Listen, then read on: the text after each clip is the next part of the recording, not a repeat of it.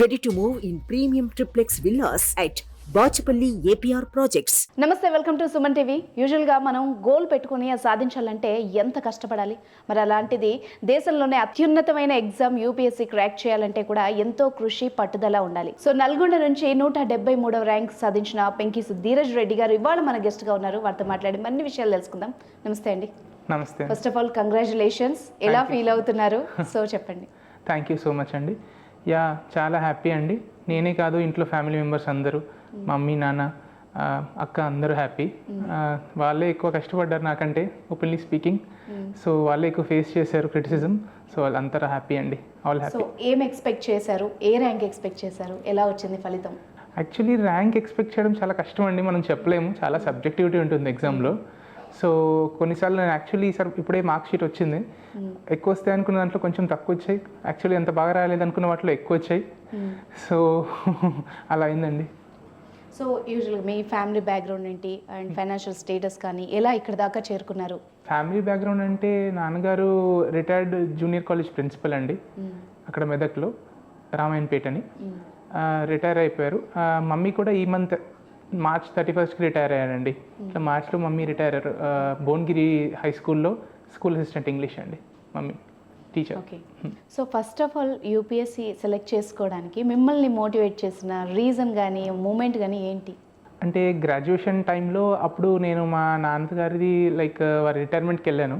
అక్కడ చూశానండి, వాళ్ళు like mid day meals program నడిపిస్తూ ఉండే ఇంటర్మీడియట్ కోసం వాళ్ళు. మధ్యాహ్న భోజనం. యా, అది మోస్ట్లీ గవర్నమెంట్ స్కూల్ వరకు ఇస్తుందండి. బట్ ఇంటర్మీడియట్ స్టేజ్ కూడా అవసరమని డోనర్స్ని పూల్ చేసుకుని డాడీ అక్కడ నడిపించారనమాట. సో దానివల్ల అక్కడ చాలా పాజిటివ్ ఇంపాక్ట్ జరిగింది. స్టూడెంట్స్ చాలా మంచి వాళ్ళు హ్యాపీగా ఉన్నారు. అప్పుడు ప్రాపర్గా నడిచిండే. ఇంటర్మీడియట్లో కూడా వాళ్ళ కాలేజ్ రిజల్ట్స్ బాగా ఇంప్రూవ్ అయ్యాయి అనమాట. సో అప్పుడు నాకు అర్థమైంది, లైక్ ఆ లెవెల్లోనే డాడీ అట్లా అవుట్ రీచ్ తీసుకుంటే చాలా పాజిటివ్ రెస్పాన్స్ వచ్చింది. అదే సివిల్స్ లాంటి హైయర్ లెవెల్లో ఒకవేళ ఎంట్రీ అవుతే చాలా గ్రేటర్ రెస్పాన్సిబిలిటీస్ ఉంటాయి, చాలా రెస్పెక్ట్ ఉంటుంది. సో అట్లానే ఆ డైరెక్షన్లో వెళ్దామని అప్పుడు డిసైడ్ చేసుకున్నాను. ఓకే. ఫస్ట్ ఆఫ్ ఆల్ మీరు ఈ థాట్ చెప్పినప్పుడు ఇంట్లో ఎలా ఉంది రెస్పాన్స్? అంటే యాక్చువల్లీ డాడీకి ఆల్రెడీ తనకుండే అనే డ్రీమ్ సివిల్స్లోకి వెళ్ళాలి అని. సో చాలా ఎంకరేజ్ చేశారు అప్పుడు వాళ్ళు, సపోర్టివ్గా ఉన్నారు. అంటే మెరుగైన సమాజం కోసం పాటుపడాలి అన్న మీ స్పృహ ఏదైతే ఉందో, అంటే మీరు చాలా చోట్ల చెప్పున్నారు. సో ఆ థాట్ ఇలా స్టార్ట్ అయింది. అంటే ఇంకా బ్యాక్గ్రౌండ్లో ఏమైనా ఇలాంటి వర్క్స్ చేస్తూ ఉండేవాళ్ళ ఫ్యామిలీలో? ఫ్యామిలీ బ్యాక్గ్రౌండ్ అంటే ఇద్దరు government teachers, lecturer and teacher కాబట్టి వాళ్ళు పబ్లిక్ సర్వీస్లోనే ఉన్నారండి. నేను కూడా లైక్ ఐటీలో ఉన్నప్పుడు ఎన్ఎస్ఎస్లో ఉన్నాను. సో ఇట్లా ఇంకా సోషల్ వర్క్లో ఇన్వాల్వ్ అయి ఉన్నాను. ఎడ్యుకేషన్లో అప్పుడు వర్క్ చేసి ఉండే, అండ్ ఆర్టీ యాక్ట్ కోసం ఇప్పుడు వర్క్ చేసి ఉండే, ఎన్రోల్ చేయడం కోసం స్టూడెంట్స్ని. అది ఇంకా ఫుడ్ డిస్ట్రిబ్యూషన్ అట్లా వెళ్ళుండే, అట్లా అలా ఇంకా కొంచెం ఎంట్రీ ఉండే అండి. ఓకే. కానీ మీరు ఒక డేరింగ్ స్టెప్ ఒకటి తీసుకున్నారు. సో యూజువల్గా అయితే మిడిల్ క్లాస్ పీపుల్ కానీ మన ఫ్యామిలీస్ కానీ ఒకసారి జాబ్ క్విట్ చేయడమో లేకపోతే ఆపడమో కెరియర్, మళ్ళీ కొత్త దానికి వెళ్ళడమో సపోర్ట్ చేస్తూ ఉండరు మ్యాక్సిమమ్. అక్కడితో సరిపెట్టుకుంటూ ఉంటారు. మీకు ఎట్లా సాధ్యమైంది? ఇంట్లో చెప్పినప్పుడు రెస్పాన్స్ ఏంటి? నాది కొంచెం యూనిక్ స్టోరీ అని చెప్పాలండి. ఒప్పుకుంటాను, that was a bold move. But అది నాకు అప్పుడు ఎసెన్షియల్ అనిపించిందండి. ఐఐటీకి వెళ్ళడం అంటే ఇట్ వాజ్ లైక్, నాకంటే ఇంటర్నల్ ప్రాసెస్ కంటే అది ఎక్స్టర్నల్ ఇంపోజిషన్ అండి కొంచెం వరకు. ఎందుకంటే ఎక్స్పెక్టేషన్స్ ఉండే వాళ్ళకి. స్కూల్ కూడా మొత్తం ఇంకా మీకు ఐడియా ఉంటుంది, తెలుగు స్టేట్స్ అంటే అందరూ ఐఐటీ ఇంట్రెస్ట్ చాలా చూపిస్తారు. అండ్ మా ఫ్యామిలీలో స్కూల్లో అక్క వీళ్ళందరికీ ఐఐటీ వెళ్ళాలని ఉండే. సో అట్లా వెళ్ళాను నేను ఇండివిజువల్గా. అక్కడికి వెళ్ళిన తర్వాత ఒకసారి వెన్ ఐ ట్రై టు నాకేం చేయాలని ఉంది లైఫ్లో అంటే, I did not want that computer science engineering. Life long computer science ఇంజనీర్గా నేను సాటిస్ఫాక్టరీగా ఉండగలుగుతానని నాకు అనిపించలేదు. సో ఆ మూమెంట్లో అనిపించింది, I need to do something more, something different అని. సో అప్పుడు చెప్పాను ఇంట్లో పేరెంట్స్కి, ఇది కాదు నేను ఇలా హ్యాపీగా ఉన్నాను అంటే. యాక్చువల్లీ ఫస్ట్ ఇయర్లోనే నాకు అనిపించింది, అయితే ఒక 1 year ఉండి అక్కడ మంచి మార్క్స్ తెచ్చుకొని చూడు, మంచి సిజిపిఏ వస్తే నీకే అనిపిస్తుంది అక్కడ ఉండాలని అని చెప్పారు. సో అక్కడ 1 year ఉన్నాను. మంచిగా వచ్చిండే సిజీ, యాక్చువల్లీ 9.8 వచ్చిండే 10కి. బట్ ఏంటంటే స్టిల్ సెకండ్ ఇయర్లో నాకు అనిపించింది, ఇంక ఇది ఇలానే వెళ్తూ ఉంటుంది. ఇప్పుడు ఉంటే మళ్ళీ 4th year దాకా వెయిట్ చేయమంటారు, అప్పుడు జాబ్ వస్తుంది, అప్పుడు మంచి మనీ ఉన్నాయి, ఎందుకు వదిలేస్తున్నావు అంటారు. ఆ తర్వాత ఇంకా పెళ్ళి, పిల్లలు, ఈఎంఐలు వగేరా వగేరా అన్నీ వస్తాయి. సో ఒక స్టెప్, ఒక చాయిస్ తీసుకోవాలంటే ఫ్యూచర్లోకి వెళ్ళి కొద్దిగా ఇంకా హార్డ్ అవుతుంది.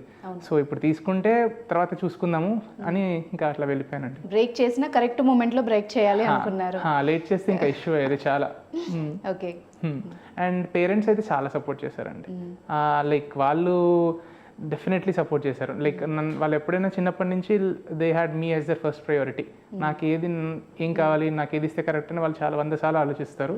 అండ్ వాళ్ళకి నమ్మకం ఉండే నా మీద, లైక్ నేను మిస్యూజ్ చేయను వాళ్ళ ఫ్రీడమ్ని, వాళ్ళ నమ్మకాన్ని అని. సో ఈరోజు దాన్ని నేను రెస్పెక్ట్ చేస్తూ వాళ్ళ రెస్పెక్ట్ నిలబెట్టానని అనుకుంటున్నాను. సో మీతో పాటు మీ ఊరు కానీ మీ చుట్టుపక్కల వాళ్ళు కానీ అందరూ చాలా ప్రౌడ్గా ఫీల్ అయ్యే మూమెంట్ కదా. సో ఎట్లా షేర్ చేసుకుంటున్నారు మీతో అందరూ? అయ్యో, అసలు రిజల్ట్స్ వచ్చినప్పటి నుంచి ఇట్స్ లైక్ ప్లెజర్ రైడ్ అండి. డ్రీమ్ రన్ లాగా నడుస్తుంది. అంతా ఫోన్లు వస్తూ ఉన్నాయి, డాడీది నాకు ఫోన్లు మోగిపోతూ ఉన్నాయి, మోగిపోతున్నాయి. అందరు ఇంటికే వస్తున్నారు, రిలేటివ్స్, డాడీ వాళ్ళ కొలీగ్స్, మమ్మీ వాళ్ళ కొలీగ్స్ వచ్చి శాల్వాలు కప్పుతున్నారు, బొకేస్ ఇస్తున్నారు, ఇన్స్పిరేషన్ లాగా చూపిస్తున్నారు. ఇట్స్ లైక్ కంప్లీట్లీ చేంజ్ అయిపోయింది, ఓవర్ నైట్ చేంజ్ అయిపోయింది అంటారు కదా, అట్లా ఉంది. Very happy. సో ఇట్స్ చాలా మంచి memorable moment at the same time. And మీ భుజాల మీద ఒక బాధ్యత కూడా ఉండే, ఒక బరువైన మూమెంట్ కూడా. ఎట్లా హ్యాండిల్ చేస్తున్నారు? అంటే మీకు ఒక టెన్షన్ ఉంటుంది కదా, అంటే రిజల్ట్స్ వచ్చే ముందు కానీ ఇలా కానీ ఎలా ఉండబోతోంది, అలా ఏమన్నా ఫేస్ చేశారా టెన్షన్ని? యా, డెఫినెట్లీ అండి. ఇది చాలా రెస్పాన్సిబుల్ రోల్. ఎందుకంటే లైక్ ఒక డిస్ట్రిక్ట్కి హెడ్ లాగా పెడతారు. ఇప్పుడు లైక్ నా ర్యాంక్కి ఐపీఎస్ వస్తుందండి 173కి ఎక్స్పెక్టెడ్. యా, మోస్ట్లీ 173కి ర్యాంక్ ఐపీఎస్ వస్తుంది. సో యా, డిస్ట్రిక్ట్ రెస్పాన్సిబిలిటీస్ అన్నీ ఉంటాయండి. సో ఇన్ అవే ఈ ఎగ్జామ్ ఎట్లా ఉంటుంది అంటే, వన్ సెలెక్ట్ అవుతే ఈ రెస్పాన్సిబిలిటీస్ తీసుకునే వాళ్ళ కదని టెస్ట్ చేస్తారండి ఎగ్జామ్లోనే. ఎందుకంటే కన్సిస్టెంట్గా వర్క్ చేసేవాళ్ళు, ఫోకస్ చూపించే వాళ్ళు, emotional stability, physical mental stability, fitness అన్నీ they check a lot of things అండి ఇందులో. సో ఇంటర్వ్యూలో కానీ మెయిన్స్లో కానీ కన్సిస్టెంట్గా ఉన్నాడా లేదా అని ఇలా వాళ్ళు కరెక్ట్ అనిపిస్తేనే తీసుకుంటారు.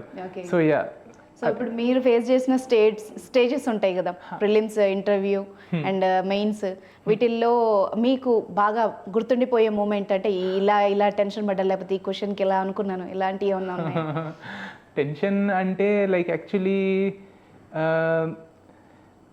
పేపర్ 1లో నేను టెన్షన్ పడ్డానండి యాక్చువల్లీ. ఆప్షనల్ పేపర్ 1లో లైక్ ఎలా కొంచెం షేక్ అవుతుండే బెంచ్ నేను రాసేటప్పటికి.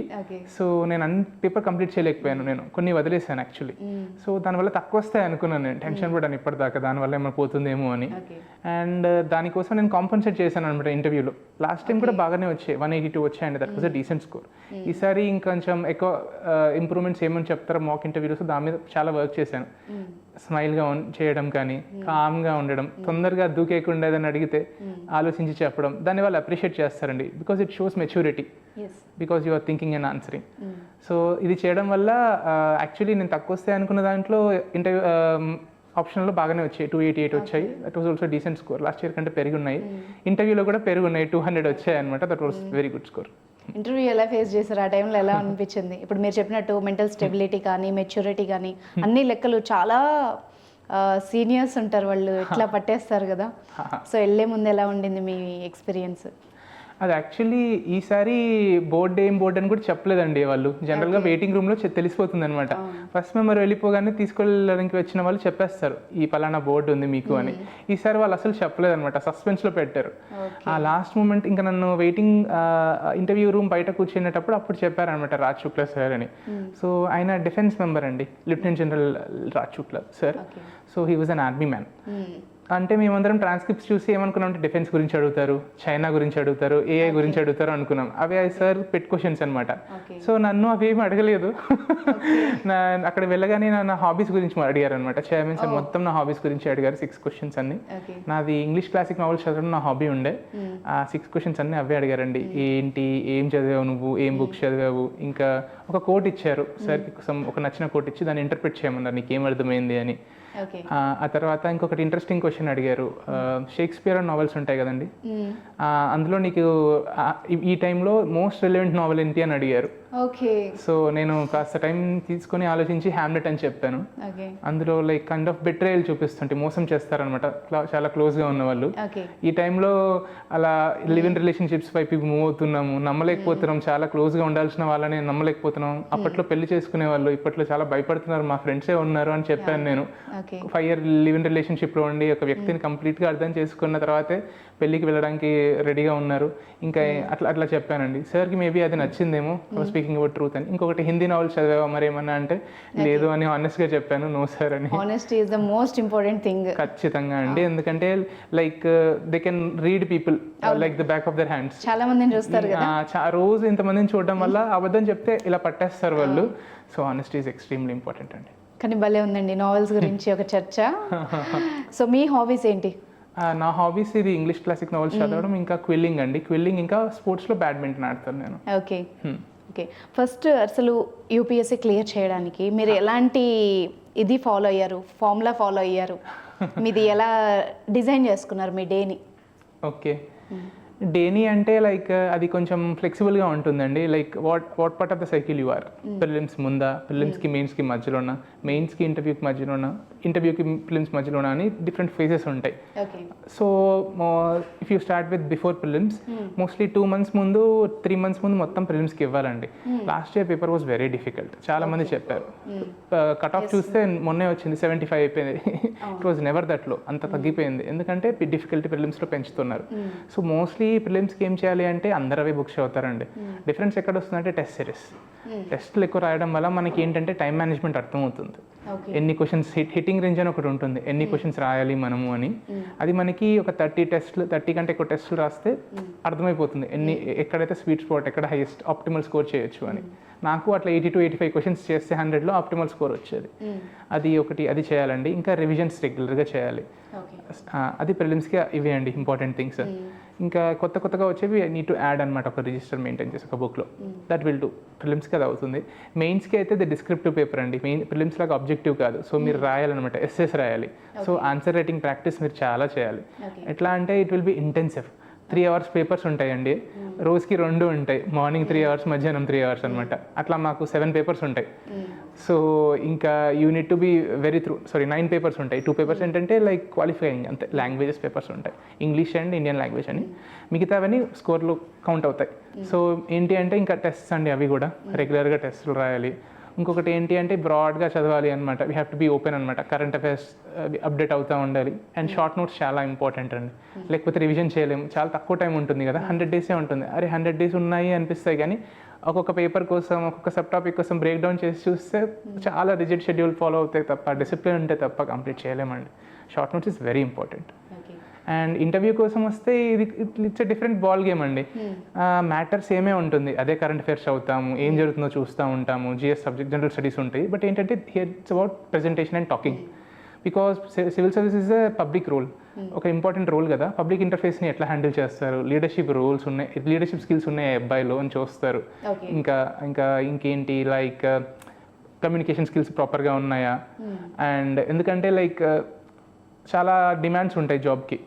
ఓకే, ప్రెషర్ హ్యాండిల్ చేయగలుగుతారా, స్ట్రెస్ సిచ్యువేషన్లో పెడితే హ్యాండిల్ చేయగలుగుతాడా, హానెస్ట్గా ఉన్నాడా లేదా అని ఇందాక మాట్లాడినట్టు అవన్నీ చాలా చెక్ చేస్తారు. నాట్ జస్ట్ నాలెడ్జ్, వాళ్ళ పర్సనాలిటీ చెక్ చేయడానికి ట్రై చేస్తారు. హాబీ ఉందా, ఎందుకంటే లాంగ్ రన్లో హాబీ ఉంటే మీరు ఏమంటారు, మీ మెంటల్ హెల్త్ బాగుంటుంది అండ్ అవన్నీ బాగుంటాయి. ఈరోజు ఇంకా ఈ టైంలో it's very much important. So ఇట్లా డిఫరెంట్ ఫేస్ బట్టి డిఫరెంట్ ప్రిపరేషన్ మారుతూ ఉంటుందండి.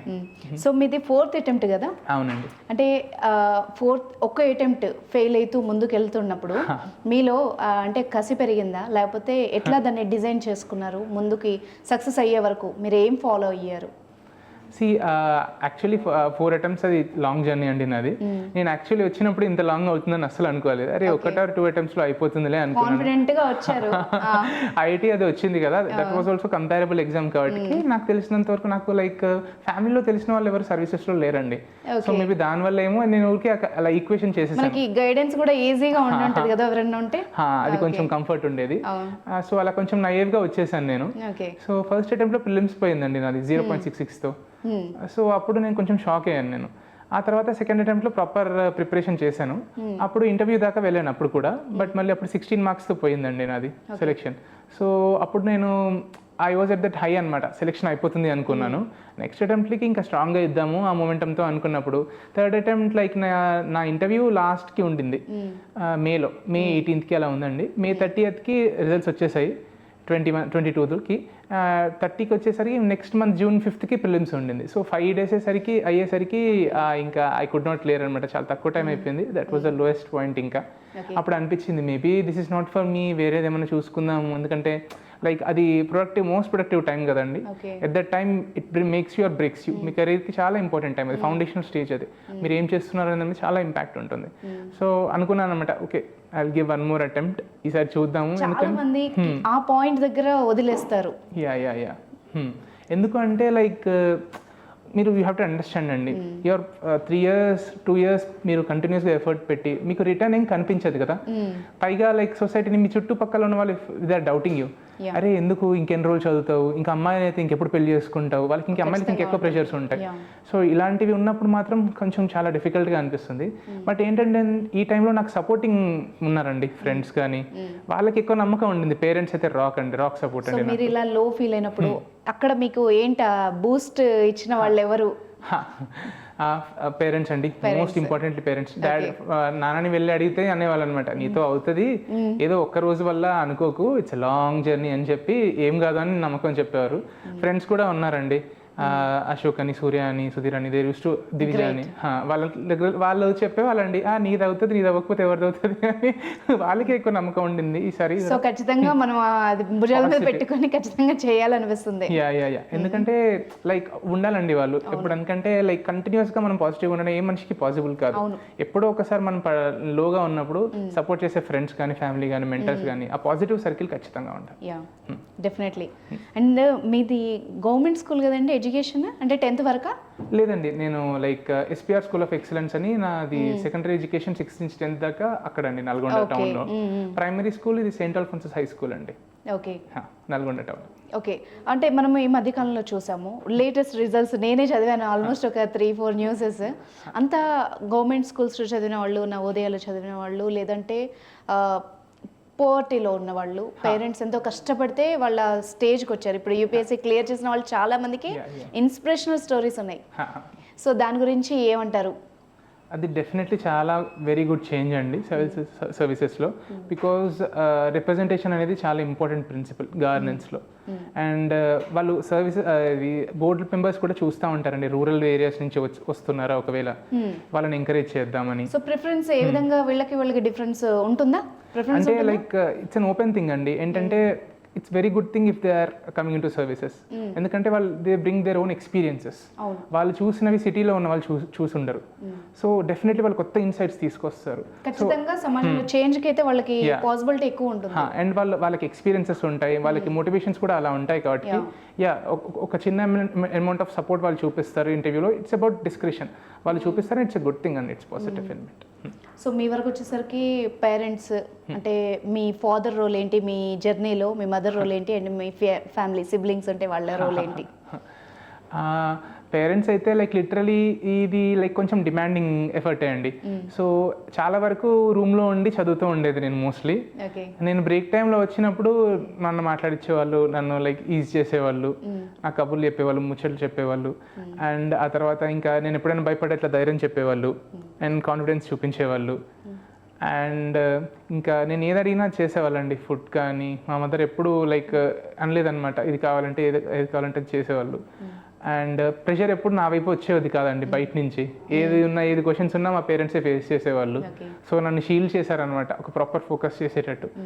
అక్క అయితే షీ వాజ్ ఆల్సో సపోర్టింగ్ అండి ఎవ్రీ స్టేజ్లో. నా డిసిషన్ వెనక్కి రావడానికి డిసిషన్ కానీ ఏదైనా కానీ షీ హ్యాడ్ ట్రస్ట్ అనమాట, నేను చేయగలుగుతాను అని.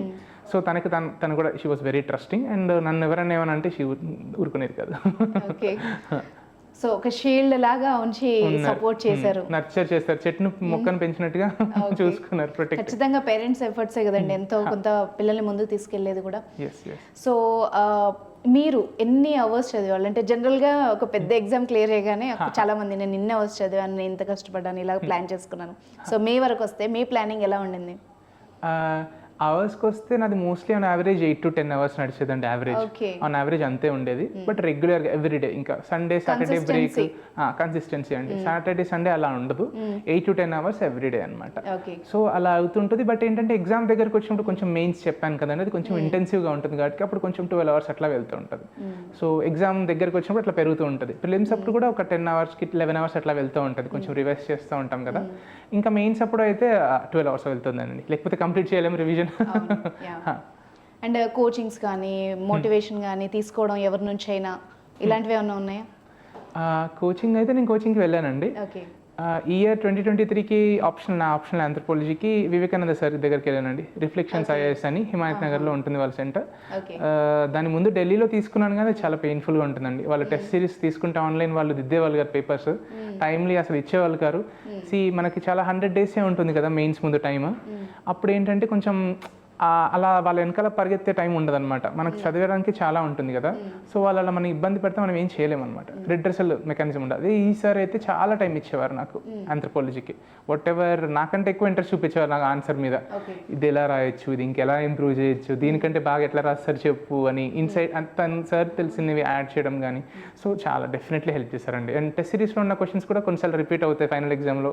ఈ ఇయర్ జరిగింది ఆప్షన్లో నాకు. సో ఆప్షనల్ సార్ నాకు వివేకానంద సార్ చాలా హెల్ప్ చేశారు. అండ్ జిఎస్కి వస్తే నేనైతే ఫార్మాయిస్లో టెస్ట్ సిరీస్ రాశానండి. అది ఇంకా రెగ్యులర్ టెస్ట్ ఒక షెడ్యూల్ లాగా ఉంటుంది, క్లాక్ వర్క్ లాగా. ఓకే, టెస్ట్ రాయాలి, రివిజన్ చేయాలి అని ఒక టైం టేబుల్ లాగా పనికొచ్చేది. ఓకే. అండ్ ఒక నార్మల్ డౌట్ ఉంది, అంటే ఇలాంటి పెద్ద ఎగ్జామ్స్ క్లియర్ చేయాలన్నా, ఒక లక్ష్యాన్ని చేరుకోవాలన్నా చదువుకి సంబంధించి పుస్తకాల పురుగులాగానే ఉండాలా, లేకపోతే అదర్ హాబీస్ కూడా ఉండి చిల్ అవుతూ కూడా చదివే వాళ్ళు కొడతారా? అది డెఫినెట్లీ ఒక బ్యాలెన్స్ ఉండాలండి. ఈ ఎండ్లో ఆ ఎండ్లో ఉండకూడదు ఎప్పుడు కూడా. సో మిడిల్ పాత్లో ఉండాలి. ఒకటి హాబీ డెఫినెట్లీ ఇంపార్టెంట్ అండి, ఎందుకంటే అది బ్యాలెన్స్ చేస్తుంది మనల్ని. ఓకే, స్ట్రెస్ అవుట్ ఒకవేళ అవుతే ఇది ఇది ఇది ఆ స్ట్రెస్ రిలీఫ్ చేస్తుంది. ఇప్పుడు నేను ఈ క్వశ్చన్ ఎందుకు అడిగానంటే, చాలా మంది పేరెంట్స్ పిల్లల మీద హోప్ పెట్టుకుంటారు. సో వాళ్ళని ఎంతసేపు చదువు చదువు చదువు చదువు చదువు అంటారు. సో వాళ్ళు ఎట్లా ప్లాన్ చేసుకుంటే వాళ్ళ మెంటల్ ఎబిలిటీ ఎలాగా ఇంప్రూవ్ అవుతుంది? సో దానికోసం అనమాట. ప్రాపర్ స్టడీస్ ఉన్నాయండి హెల్త్లో. మీరు ప్రాపర్ మీకు ఒక ఎలిమెంట్ ఆఫ్ స్పోర్ట్ కానీ, ఒక extra curricular activity, let it be anything, creative activity, painting కానీ, మ్యూజిక్ కానీ, డ్యాన్స్ కానీ ఉంటే మీ ప్రొడక్టివిటీ 11 అవర్స్లో చేసేది మీరు 12 అవర్స్ కూర్చునేది 9 అవర్స్లోనే చేసేస్తారు. If you're doing with a hobby. Productivity is very much important. ఎన్ని గంటలు కూర్చున్నామని కాదు, ఎంత వర్క్ చేయగలిగినది is much more better gauge of your work అనమాట. So I will definitely see ఒక హాబీ ఉండాలి. అండ్ దానివల్ల ఏంటంటే ఒక సోషలైజేషన్ ఎలిమెంట్ కూడా ఉంటుంది. You will break that isolation elements. ఒక ఆపర్చునిటీ ఇస్తుంది మీకు వేరే వాళ్ళతో కనెక్ట్ అవ్వడానికి, అండ్ రిలాక్సేషన్ ఇస్తుంది. ఇంకొక స్పోర్ట్ అయితే ఫిజికల్లీ యాక్టివ్ అవుతారు, బ్రెయిన్ ఇంకా యాక్టివ్ అవుతుంది. That's very good. స్పోర్ట్ అయితే ఇట్స్ ద బెస్ట్ అండి.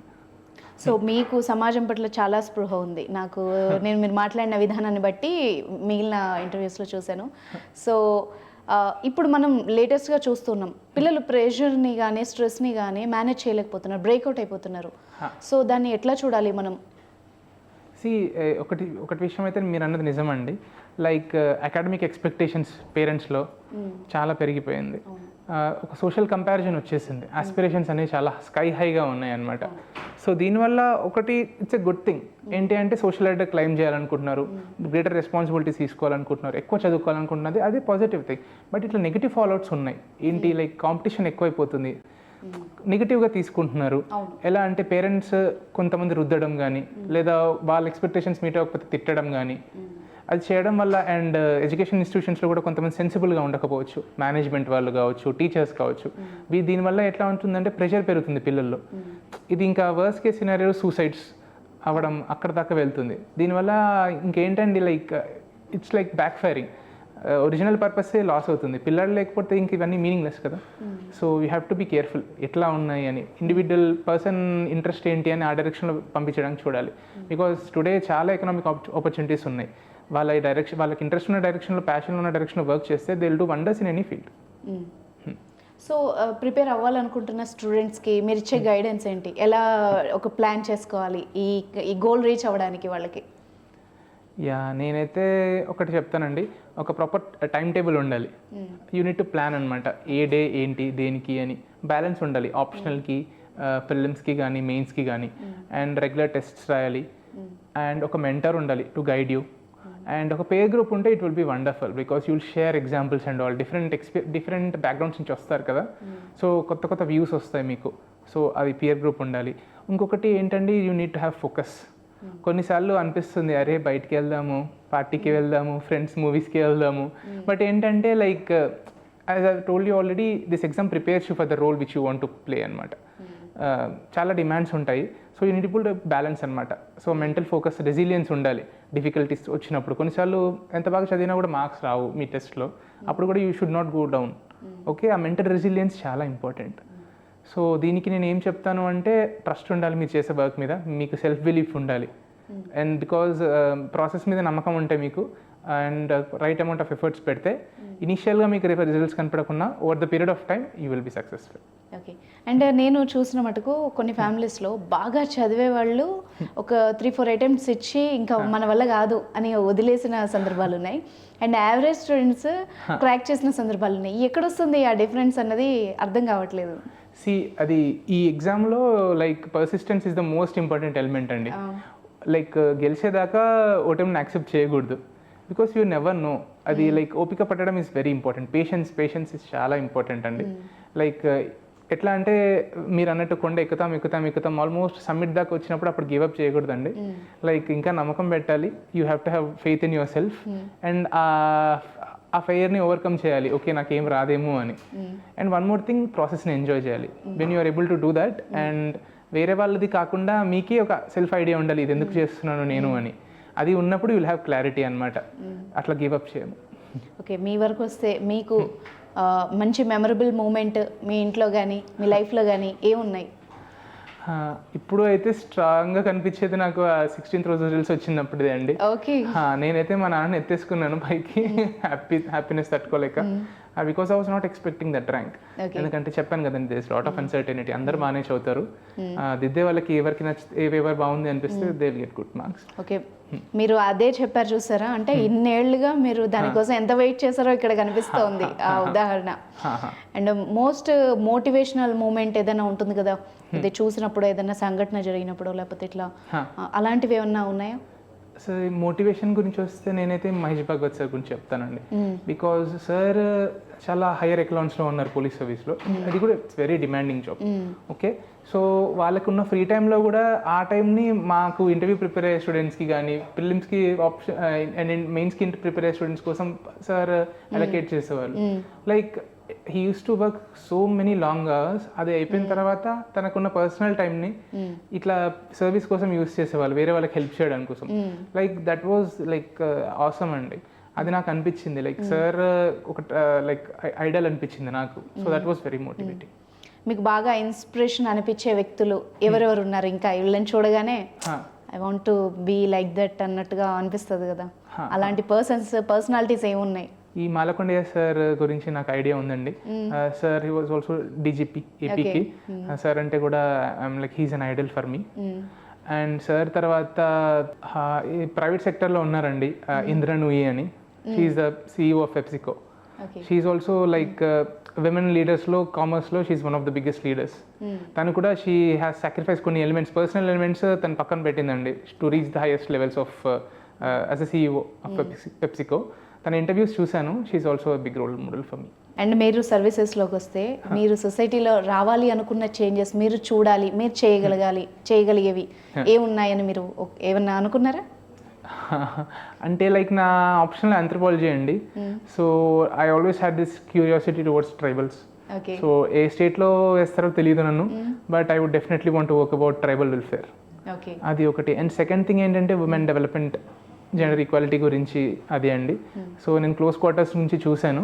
సో ఆ ఆస్పెక్ట్ డెఫినెట్లీ నాకు మైండ్లో ఉంది. Third thing health and nutrition అండి. బికాస్ హెల్త్ అండ్ న్యూట్రిషన్ ప్రాపర్గా లేకపోతే ఇట్స్ లైక్ ఫౌండేషన్ వీక్గా ఉన్నట్టు. వీక్ ఫౌండేషన్ మీద మీరు ఎంత పెద్ద ఇల్లు కట్టినా ఇట్ విల్ కూలిపోతుంది అది. So health and nutrition is the like third and important priority for me అండి ఈ ఏరియాలో వర్క్ చేయాలని. సో మీరు అన్నట్టు జెండర్ ఈక్వాలిటీ మీ మైండ్లోకి వచ్చిందంటే మిమ్మల్ని ఆ మూమెంట్కి తీసుకెళ్ళిన ఏమన్నా సిచ్యువేషన్ ఉందా? ఆలోచింపజేసే మూమెంట్ ఏదైనా జరిగిందా లైఫ్లో? లైక్ ఒక ఇట్స్ ఇంట్రెస్టింగ్ విషయం నేను చెప్తానండి. లైక్ నా బర్త్ ఫెమినిజం గురించి మీరు వినుంటారు. నా బర్త్ యాక్చువల్లీ ఫెమినిజం వల్ల జరిగిందని నేను అనుకుంటానండి. It's very interesting story.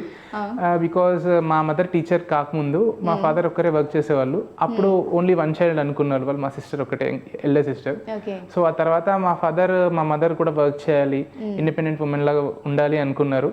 Help చేసి టీచర్ వాళ్ళిద్దరు వర్క్ చేసి మమ్మీని గైడ్ చేసేవాళ్ళు డాడీ. అట్లా మదర్ టీచర్ అయ్యారండి.